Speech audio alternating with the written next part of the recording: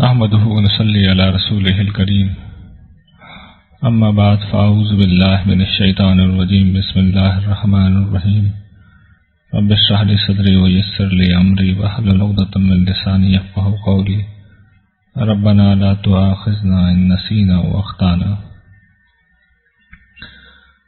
سورہ انعام میں ہم یہ دیکھ رہے تھے کہ مشرکین عرب نے سیدنا ابراہیم کے نام پر اپنی کیا بدعتیں ہیں جو ایجاد کر رکھی ہیں، خاص طور پر کھانے پینے کی اشیاء کے بارے میں۔ اللہ تعالی نے ان سب کا ذکر کیا اور اس کے بعد اب وہ یہ بیان کر رہے ہیں کہ انہوں نے کھانے پینے کی جتنی پاکیزہ چیزیں پیدا کی ہیں اس میں انہوں نے کوئی پابندی نہیں لگائی۔ تو وہ ارشاد فرماتے ہیں کہ انہوں نے تو باغات اگائے ہیں، کچھ ایسے ہیں جو بانسوں کے سہارے پہ اوپر اٹھائے جاتے ہیں، کچھ ویسے ہی کھڑے ہوتے ہیں، اس میں کھجور اگتی ہے، مختلف کھیتیاں ہیں اور اس کے اندر تم زیتون کھاتے ہو، انار کھاتے ہو، ملتے جلتے بھی اور جدا جدا بھی۔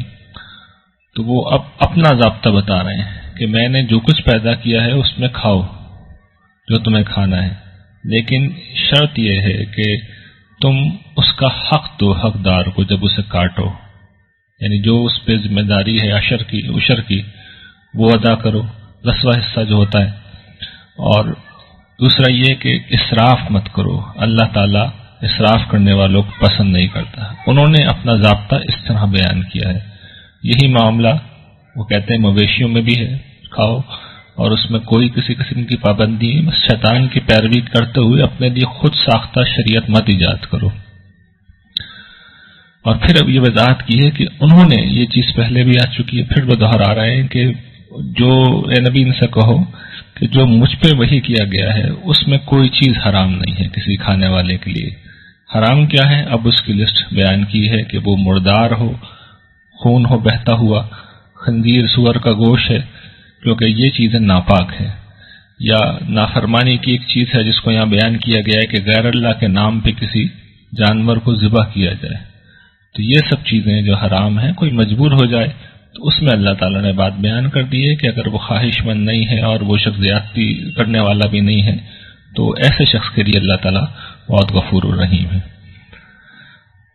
یہودیوں کے یہاں کچھ مزید چیزیں بھی حرام تھیں، تو اس کی بھی اللہ تعالیٰ نے وجہ بیان کی ہے کہ ہم نے نہیں کی تھی، بلکہ یہودیوں کی سرکشی کے سبب کچھ اضافی چیزیں تھیں جو ان کے اوپر حرام کر دی گئی تھی۔ ان میں سے کچھ وہ جانور تھے جن کے ناخن چرے ہوئے ہوتے ہیں، اور جو گائے بکریاں ہیں ان کی چربی ان پہ حرام کی گئی تھی، سوائے ان کی جو ان کی کمر پہ، ان کی انتڑیوں پہ یا ان کی ہڈیوں پہ لگی رہ جائے۔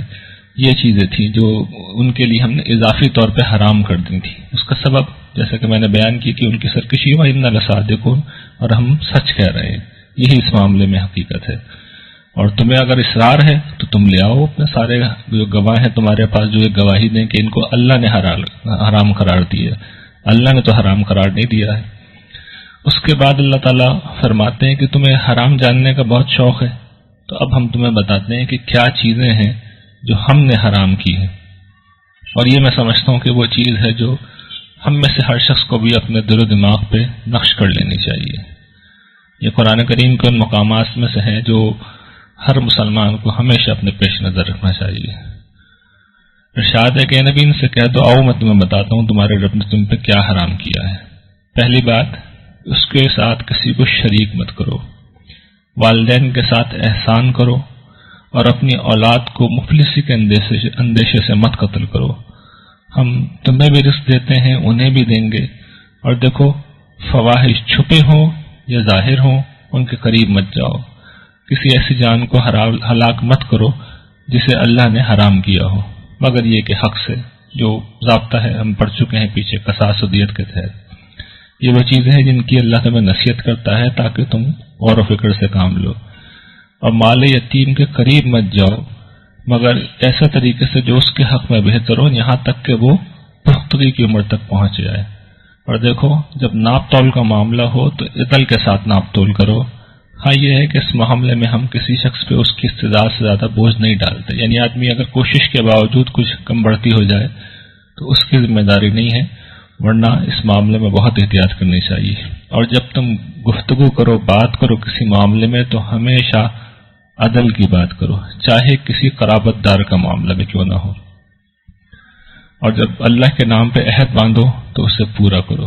یہ وہ نصیحت ہے جو تمہیں کی جا رہی ہے تاکہ تم سمجھ سے کام لو، اور یہ میرا سیدھا طریقہ ہے، اسی کی پیروی کرو، اور جو پگڈنڈیاں ہیں اس سے ہٹ کے ان کے پیچھے مت جاؤ، ان کی پیروی مت کرو، وہ تمہیں صراط مستقیم سے سیدھے راستے سے بھٹکا دیں گی۔ یہ وہ نصیحت ہے جو اللہ تمہیں کر رہا ہے تاکہ تم اس کے غضب سے بچو۔ یہی وہ چیز ہے جسے لے کے پھر اللہ تعالیٰ بیان کرتے ہیں کہ موسیٰ علیہ السلام کو جو شریعت دی گئی اس کی اساس بھی اسی کے اوپر تھی، پھر اس کے بعد اب جو یہ کتاب نازل ہوئی ہے، یہ بابرکت کتاب، اس کی اساس بھی انہی اصولوں پہ ہے، تم اس کی پیروی کرو، اللہ سے ڈرو تاکہ تم پر رحم کیا جائے۔ مگر ان کا رویہ کیا تھا؟ علم و عقل کی اور اخلاق کی کسی بات کو مان کے نہیں دے رہے ہیں اور مستقل مطالبے کیے جا رہے ہیں۔ تو ٹھیک ہے، اگر تم مطالبے کر رہے ہو تو تم سمجھ لو کہ جس روز تم فرشتوں کا مطالبہ کرتے ہو، اگر وہ سامنے آ گئے یا تمہارا رب براہ راست غیب کا پردہ اٹھا کے آ گیا، یا وہ نشانیاں جو تم مانگ رہے وہ اگر آ گئی، تو پھر اس روز یاد رکھنا کسی شخص کو اس کا ایمان لانا کچھ کرامت نہیں ہوگا، اور اسی طریقے سے اس نے ایمان سے اگر اپنے کوئی عمل نہیں کمایا تو وہ عمل بھی اس کے لیے کرامت نہیں ہوگا۔ یہ ہے اصل میں وہ علت جو پیچھے بھی بیان ہوئی ہے کہ اگر نشانیاں آ گئیں، مطالبات پورے ہو گئے، تو اس کے بعد پھر نہ ماننے کی گنجائش نہیں رہتی، اور پھر فوراً معاملہ ختم کر دیا جائے گا۔ تو یہ بار بار جو حکمت ہے وہ واضح کی جا رہی ہے، اور پھر نجات کا اپنا ضابطہ بیان کر دیا کہ جو شخص کوئی نیکی لے کے آئے گا، کوئی بھلائی لے کے آئے گا، تو اللہ تعالیٰ کا کرم ایسا ہے کہ اسے 10 گنا بڑھا چڑھا کے دیں گے، اور جو شخص کوئی برائی لے کے آئے گا تو اس کو بس اتنا ہی بدلہ ملے گا جتنا اس نے کیا ہوگا، اور اس کے ساتھ کوئی ظلم نہیں ہوگا۔ یہ اللہ کا بڑا کرم ہے کہ جو نیکی بھی ہم کریں گے تو کم سے کم 10 گنا اللہ تعالیٰ بڑھا دیتے ہیں اسے۔ آپ اللہ کے راہ میں خرچ کریں تو 1 کے 10 تو وہ لازماً کرتے ہیں، اور یہ کم سے کم ہے۔ ہم پڑھ چکے ہیں کہ وہ بڑھانے پہ آتے ہیں تو 700 گنا تک بڑھا دیتے ہیں، اور جو ان کے دین کی مدد کے لیے انفاق کیا جاتا ہے تو اس کی تو وہ کہتے ہیں کہ میرے اوپر قرض ہے، تم نے اپنی حیثیت کے مطابق دیا ہے، میں اپنی شان کے مطابق اس کا بدلہ دوں گا، تو وہ تو کسی گنتی میں کسی شمار میں آ ہی نہیں سکتا۔ لیکن برائی کے متعلق ان کا ضابطہ یہ ہے کہ جس نے جتنی برائی کی ہے بس اتنا ہی۔ لیکن سوچنے کی بات یہ کہ کیا ہم اتنا بھی برداشت کر سکتے ہیں؟ یہ ایک بنیادی سوال ہے جس پہ ہم سب کو پریشان ہونا چاہیے۔ آخر میں خاتمہ صورت ہے، اور اس میں یہ بیان کیا جا رہا ہے کہ توحید خالص کیا ہے، اس سے وابستگی رسول اللہ صلی اللہ علیہ وسلم کو حکم دیا جا رہا ہے کہ نبی ان سے کہہ دو میرے رب نے مجھے سیدھی راہ کی ہدایت دی ہے، یہ دین قیم ہے، سیدھا دین ہے، ابراہیم کا طریقہ ہے جو یکسوتا توحید کے لیے مشرکوں میں سے ہرگز نہ تھا۔ ان سے کہہ دو میری نماز یعنی میری زندگی، میری قربانی یعنی میری موت میرے رب کے لیے ہے جو سارے جہان کا مالک ہے، اس کا کوئی شریک نہیں ہے، اسی کا مجھے حکم دیا گیا اور میں سب سے پہلے اسلام لانے والا میں سے ہوں۔ اور آخری بات وہ یہ کہ جتنا بھی تم نظام دیکھتے ہو کہ تمہیں ہم نے زمین میں اقتدار دیا، کچھ کو اوپر مقام دیا، کچھ کو ذرا کم تر رکھا ہے، یہ صرف آزمائش کے لیے ہے۔ تمہیں جو کچھ دیا گیا ہے اس میں اللہ تعالیٰ تمہیں آزما رہے ہیں، اور اس آزمائش کا نتیجہ یہ ہے کہ جو اچھے عمل کریں گے تو ان کے لیے اللہ تعالیٰ بہت رحمت اور مغفرت کا معاملہ کریں گے، اور جو برے اعمال کریں گے تو وہ جان لیں کہ اللہ تعالیٰ پھر سزا دینے میں بہت سخت بھی ہیں، بہت تیز بھی۔ تو اس کے ساتھ یہ سورہ نام اب ختم ہو گئی۔ سورہ اعراف اب شروع ہو رہی ہے۔ عرض میں نے کل بھی کیا تھا کہ یہ دونوں ایک جوڑا ہے، یعنی دونوں مل کے ایک بات کر رہے ہیں۔ سورہ انعام میں سافٹلی نسبتاً سمجھایا گیا ہے، اور ان کے یہ بتایا گیا ہے کہ تم شریعت ابراہیمی میں، دین ابراہیمی میں کیا انحرافات اور بدعت تم نے پیدا کر دی۔ سورہ اعراف میں بہت سختی کے ساتھ اللہ تعالیٰ تنبیہ کریں گے اور یہ بتائیں گے کہ تم نے اگر ہمارے رسول کو نہ ماننے کا فیصلہ کر لیا ہے تو جان لو کہ اب ہم تمہیں سزا دیں گے، اور ہماری سزا کا یہ قانون ہمیشہ سے ایسے رہا ہے، اور پچھلی ساری اقوام کی داستان سنا کے اللہ تعالیٰ بتائیں گے کہ تم اس سزا سے بچ نہیں سکتے۔ اس کی تمہید ہے شروع کی 9 آیتوں میں، جس میں بتایا گیا ہے کہ ہدایت آ گئی ہے، اور اگر اس کا انکار کرو گے تو پھر نتیجہ نکل کے رہے گا۔ حکم یہ ہے کہ جو تمہارے رب کی طرف سے تم پہ نازل ہو رہا ہے اس کی پیروی کرو، اور اس کے سوا دوسرے سرپرستوں کو پیروی نہ کرو، مگر تم لوگ کم ہی عقل سے کام لیتے ہو۔ اور پھر اللہ تعالیٰ بتا رہے ہیں تمہیں بڑی جلدی ہے عذاب کی نشانیوں کی، تو یاد رکھو کہ ان سے پہلے ہم کتنی قوموں کو ہلاک کر چکے ہیں، ان کے پر ہمارا عذاب آیا جب وہ رات میں آرام کر رہے تھے یا دن میں آرام کر رہے تھے۔ اس وقت جب ہمارا عذاب آیا تو ان کی پکار اس کے سوا کچھ نہیں تھی کہ پروردگار ہم ظلم کرنے والے، ساری غلطی ہماری تھی۔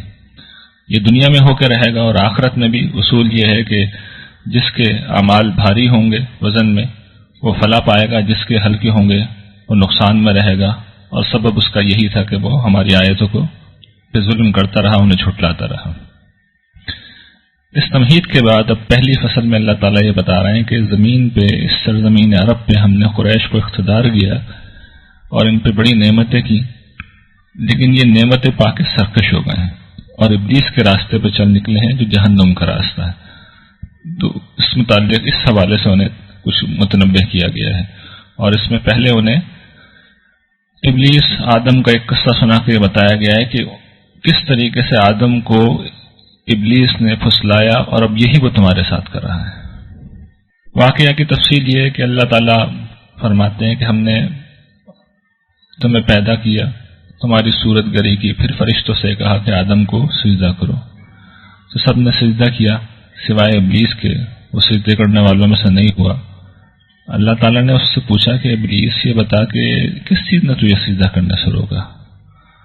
اس نے سارا الزام اللہ تعالیٰ پر ڈال دیا۔ اس نے کہا اللہ تعالیٰ بات یہ کہ آپ نے مجھے حکم دیا کیوں؟ یہ آپ کو معلوم ہے کہ میں بہتر ہوں، آپ نے مجھے خود ہی تو آگ سے پیدا کیا ہے اور اس کو ایک کم تر گھٹیا چیز مٹی سے پیدا کیا ہے، تو یہ حکم ہی غلط تھا۔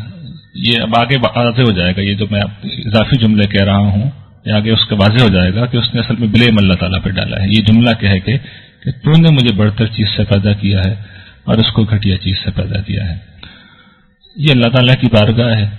ظاہر ہے کہ اس طرح کا جملہ کہنے کے بعد اللہ تعالیٰ وضاحت اور ایکسپلینیشن نہیں دیتے، حکم دیتے ہیں۔ تو حکم دیا کہ اب تم یہاں سے اتر جاؤ، تمہیں کوئی حق نہیں ہے کہ یہاں رہو اور تکبر کرو، تم ذلیل ہو کے یہاں سے نکلو۔ اس نے، اور میں اسے ہمیشہ اس طرح بیان کرتا ہوں کہ ابلیس اس کائنات میں غالباً سب سے زیادہ بد نصیب شخص تھا۔ وہ سب سے بڑا عارف تھا اللہ تعالیٰ کا، اور سب سے زیادہ بد نصیب تھا۔ وہ عارف اس اعتبار سے تھا کہ اسے یہ معلوم تھا کہ اللہ تعالیٰ مغلوب الغضب نہیں ہوتے۔ انہیں جب غصہ آتا بھی ہے تو ایسا نہیں ہوتا جیسے ہمیں غصہ آتا ہے تو آپے سے باہر ہو جاتے ہیں، تو اس وقت بھی دیکھیں اس نے مانگا اللہ سے، یہ اس کی معرفت تھی۔ لیکن بد نصیب اس لیے کہہ رہا ہوں کہ بالکل غلط چیز مانگی کیا؟ اس نے مہلت مانگ لی، جو مانگا تھا اسے دے دیا گیا کہ ٹھیک ہے تمہیں مہلت دی جا رہی ہے۔ اور کس چیز کی مہلت تھی؟ اب وہ بتا رہا ہے کہ پروردگار جس طرح تو نے مجھے گمراہ کیا ہے، یہ اس نے اللہ تعالیٰ پر ڈالا ہے کہ تو نے مجھے بہکایا ہے، اب میں اسی طرح ان کی راہ میں بیٹھوں گا اور تیری راہ میں بیٹھوں گا، ان کے سیدھے راستے پہ، اور پھر میں ان کے آگے سے، ان کے پیچھے سے، ان کے دائیں سے، ان کے بائیں سے آؤں گا، اور تو دیکھے گا، تو یہ دیکھے گا کہ ان میں سے بیشتر شکر گزار نہیں ہے۔ تو یہ اب دیکھ لیجئے کہ شیطان نے یہ چیلنج دیا تھا وہ کتنا کامیاب ہے۔ پروردگار نے فرمایا کہ گیٹ لاسٹ، نکلو یہاں سے، تم دھتکارے ہوئے، تم خوار و خراب اور آندھا ہو کر نکلو، تم میری بارگاہ میں اب تمہارے لیے کوئی جگہ نہیں ہے، اور یہ سمجھ لو کہ جو لوگ تمہاری پیروی کریں گے تو تم سب کو میں اب جہنم میں بھروں گا۔ سیدنا آدم اور ان کی اہلیہ ہماری ماں سے حکم دیا گیا کہ تم اس جنت میں رہو اور دیکھو جو چاہے کھاؤ پیو، لیکن اس درخت کے قریب مت جانا۔ تو یہ درخت کیا تھا؟ بہت سے لوگ کہتے ہیں گندم کا تھا، خیر و شر کے علم کا تھا، لیکن سورہ طہ میں یہ واضح ہو گیا ہے کہ یہ مجازی اسلوب میں اللہ تعالیٰ نے یہ بتایا تھا اصل میں کہ میاں بیوی تھے یہ دونوں، اور ان کو میاں بیوی کے تعلق سے روکا گیا تھا۔ اب ان کے پاس شیطان آیا اور ان کو آ کے کہنے لگا کہ ان سے وسوسہ انگیزی کرنے لگا، اور وسوسہ انگیزی کر کے وہ چاہ کیا رہا تھا کہ جو ان کی شرمگاہیں چھپی ہوئی ہیں ان کو ان کے سامنے کھول دے، اور ان سے کہنے لگا کہ دیکھو تمہارے رب نے جو تمہیں منع کیا ہے نا اس درخت سے، تو اس لیے کیا ہے کہ تم فرشتے نہ ہو جاؤ، یا ایسا نہ ہو کہ تم ابدی زندگی تمہیں حاصل نہ ہو جائے۔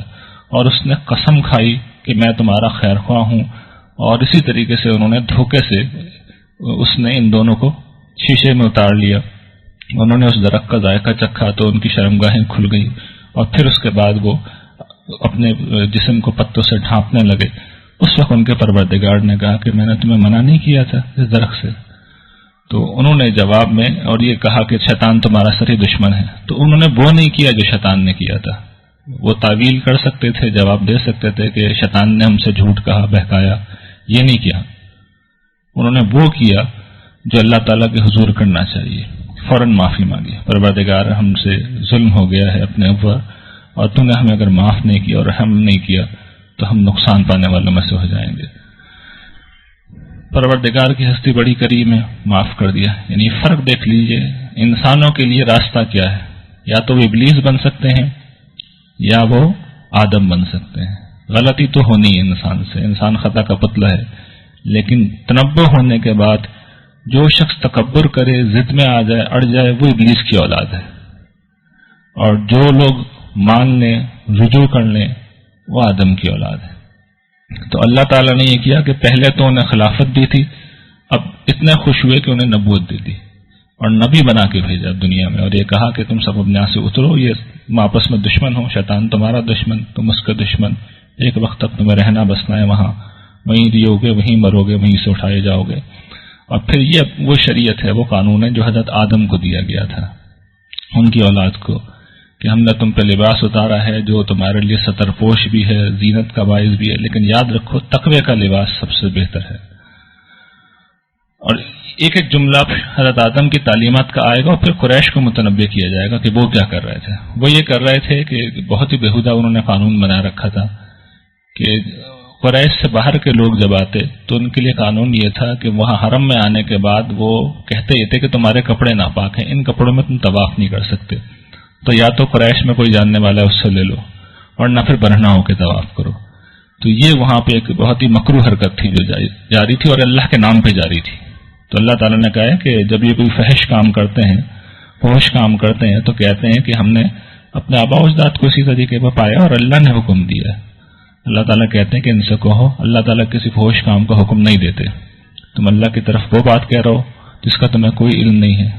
وہ تو انصاف کا حکم دیتا ہے، اور یہ کہتا ہے کہ ہر مسجد میں اپنا رخ رب کی طرف کرو، اسے گڑ گڑا کے اپنے دین کو اس کے لیے خالص کر کے پکارو. جس طرح اس نے تمہیں پہلی دفعہ پیدا کیا ہے، تم اس کے حضور لوٹائے جاؤ گے، وہاں تمہیں جواب دہی کرنی ہوگی. تو خدا کے متعلق سوچ سمجھ کے گفتگو کرو. پھر یہ وہ آدم علیہ السلام کی اس کا جملہ ہے کہ ہر نماز کے موقع پہ اپنی لباس کو اختیار کر لیا کرو، اپنی زینت کو اختیار کر لیا کرو، کھاؤ پیو، کوئی ممانعت نہیں، بس اسراف مت کرو. اللہ اسراف کرنے والوں کو پسند نہیں کرتا. اور پھر اللہ تعالیٰ کہتے ہیں اب یہ جو ان کی بدعت تھی، یہ جو ان کی شریعت تھی خود ساختہ، اس پہ تبصرہ کر رہے ہیں. اللہ تعالیٰ نے بھی ان سے پوچھو کہ یہ جو زینت اللہ نے نکالی ہیں اپنے بندوں کے لیے اور پاکیزہ چیزیں رزق کی، اس کو کس نے حرام کیا ہے؟ اللہ نے تو نہیں کیا. کس نے حرام کیا؟ تم نے کیا ہے. اللہ تعالیٰ پھر واضح کرتے ہیں کہ یہ اہل ایمان کے لیے نکالی ہیں. کفار کو تو ہم اس لیے استفادہ کرنے دیتے ہیں کہ آزمائش ہے. تو دنیا میں ہم نے اہل ایمان کے لیے نکالی ہیں، اور قیامت میں خالصتاً انہی کے لیے ہوں گی. اور اسی طریقے سے ہم اپنی آیتیں کھول کے بیان کرتے ہیں علم والوں کے لیے. اور پھر انہیں نبی ان سے کہہ دو حرام کیا ہے؟ فواحش، چھپے ہوں یا ظاہر، حق تلفی، بغیر حق زیادتی، اللہ کے ساتھ کسی کو شریک کرنا، اور اللہ کی طرف گھڑ گھڑ کے باتیں منسوب کرنا، جو باتیں اللہ نے نہیں کہیں اس کو شریعت سازی کر کے اللہ کے نام پہ پیش کرنا، بدعت کرنا، یہ سب ممنوعات ہیں. پھر یہ جو مزید پہلی جو فصل ہے اس میں اب یہ بتایا جا رہا ہے کہ سزا جزا کا جو ضابطہ ہے اللہ تعالیٰ کے یہاں وہ کیا ہے، یعنی اخروی سزا کس طریقے سے ہوگی. اور یہ وہ جملہ ہے جو پھر ونس اگین حضرت آدم کی اولاد سے کہا گیا تھا کہ دیکھو اے بنی آدم، جب میرے رسول تمہارے پاس آئیں گے میری آیتیں تلاوت کرتے ہوئے، تو جس نے تقوی اور اصلاح کا راستہ اختیار کیا اس کے لیے نہ کوئی خوف ہے نہ وہ غمگین ہوگا. جس نے ان آیتوں کو جھٹلایا، تکبر کیا، وہی جہنم میں رہیں گے اور اس میں وہ ہمیشہ رہیں گے. اس کے بعد پھر ان کو توجہ دلائی گئی ہے کہ تمہارا اپنا رویہ کیا ہے اور اس کا انجام کیا ہوگا. اور پھر یہ اصول بیان کیا گیا ہے کہ جس شخص نے میری آیتوں کو جھٹلایا اور تکبر کیا اس کے لیے آسمان کے دروازے نہیں کھل سکتے، نہ وہ جنت میں داخل ہوگا یہاں تک کہ اونٹ سوئی کے ناکے میں داخل ہو جائے. جس طرح اونٹ سوئی کے ناکے میں داخل نہیں ہو سکتا، اسی طریقے سے یہ بھی نہیں ہو سکتا. اور جو ایمان لائے ہیں عمل صالح کریں گے ان کے لیے وہی جنت ہے جس میں وہ ہمیشہ رہیں گے. ان کے سینوں کی کوئی خلش ہے تو ہم نکال دیں گے، باہمی اگر کوئی اختلاف ہے، کوئی کدورت اگر ہو گئی ہے تو وہاں نہیں ہوگی، اور وہ کہیں گے کہ اللہ کا شکر ہے جس نے ہمیں اس راستے کی ہدایت دی، وہ اگر ہمیں ہدایت نہیں دیتا تو کبھی ہم ہدایت نہیں پا سکتے، اور ہمارے پاس اس کے رسول آئے سچائی کو لے کے، اور وہاں پہ ان کو پکارا جائے گا کہ یہ وہ جنت ہے جس کا تمہیں وارث بنایا جا رہا ہے تمہارے اعمال کے صلے میں، یعنی وہ اسے اللہ تعالیٰ کی عنایت کہیں گے، اور اللہ تعالیٰ کہیں گے کہ یہ تمہارے اعمال کا بدلہ ہے۔ اور پھر یہ آخری بات اس آج کے حوالے سے وہی ضابطہ جو اللہ تعالیٰ اپنے توحید کے حوالے سے بار بار بیان کرتے ہیں کہ اصل میں سب کچھ وہی ہے، وہی آسمان و زمین کا پیدا کرنے والا ہے 6 دنوں میں، پھر آسمان کی طرف، پھر عرش کی طرف متوجہ ہوا، وہی ہے جو رات کو دن پہ ڈھانکتا ہے، دن اس کے پیچھے لگا لگا آتا ہے، سورج چاند تارے سب اسی کے حکم سے مسخر ہیں، سن لو تخلیق بھی اس نے کی ہے اور امر بھی اس کا ہے، یعنی ایسا نہیں ہے کہ وہ بنانے کے بعد کہیں چھٹی لے کے چلا گیا ہے، وہ وہیں موجود ہے، کائنات چلا رہا ہے، تو بڑی بار برکت ہے وہ ہستی جو سارے کائنات کو پال رہی ہے، تو اس کا تقاضا کیا ہے؟ اسی کو پکارو گڑ گڑا کے، چپ کے، وہ حد سے بڑھنے والوں کو پسند نہیں کرتا، اور دیکھو زمین میں اس کی اصلاح کے بعد فساد مت برپا کرو، اور اسے پکارو خوف کے ساتھ، امید کے ساتھ، اللہ کی رحمت محسنوں کے قریب ہے۔ وآخر دعوانا الحمدللہ رب العالمین۔